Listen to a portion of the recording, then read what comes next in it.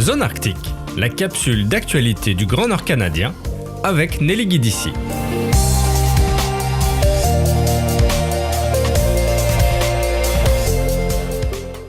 Un récent sondage auprès des habitants des 3 territoires met en lumière l'opinion publique à l'égard de la coopération et de la souveraineté en Arctique. Entre le 8 et le 26 mai 2025, ce sont 609 répondants âgés de plus de 18 ans qui ont répondu à cette enquête initiée par l'organisme North American and Arctic Defense and Security Network. Alors pour Mathieu Landriot, qui est professeur associé à l'École nationale d'administration publique et directeur de l'Observatoire de la politique et la sécurité de l'Arctique, c'est surtout le pessimisme qui domine dans l'opinion publique sur les enjeux arctiques. Pour lui, l'ensemble des réponses laisse l'impression d'un public canadien inquiet quant à l'avenir de la coopération dans la région arctique, mais ce public canadien est également favorable à des mesures plus musclées pour défendre la souveraineté canadienne dans l'Arctique. Ce qui en ressort, c'est que le public est beaucoup plus en appui maintenant des solutions assertives, des solutions beaucoup plus imposées, où on s'impose davantage. L'esprit est beaucoup moins au compromis, aux négociations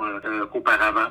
On le voit beaucoup. L'une des surprises de ce sondage concerne la perception des menaces dans l'opinion publique du Nord. En effet, dans un paysage géopolitique en pleine évolution en Arctique, le pays qui représente la plus grande menace selon les habitants des 3 territoires sont les États-Unis, suivis par la Russie et la Chine. Maintenant, on en fait avec les résidents du Nord, puis on s'aperçoit que les États-Unis, ça arrive en pole position. C'est quand même un grand changement, mais ça nous en dit beaucoup sur comment le paysage géopolitique a beaucoup changé dans la perception des Canadiens. De voir les États-Unis comme la principale menace, on n'aurait pas pensé ça possible même il y a 12 mois de ça. Concernant les possibilités de développement de projets d'extraction des ressources, les répondants estiment que les conséquences négatives, par exemple les dommages environnementaux de l'exploitation minière, l'emportent sur les effets positifs comme les créations d'emplois. En outre, les populations autochtones souhaitent que le gouvernement fédéral accorde la priorité aux entreprises les plus respectueuses de l'environnement. Dans l'attribution des contrats, la protection de l'environnement figure donc en tête des priorités.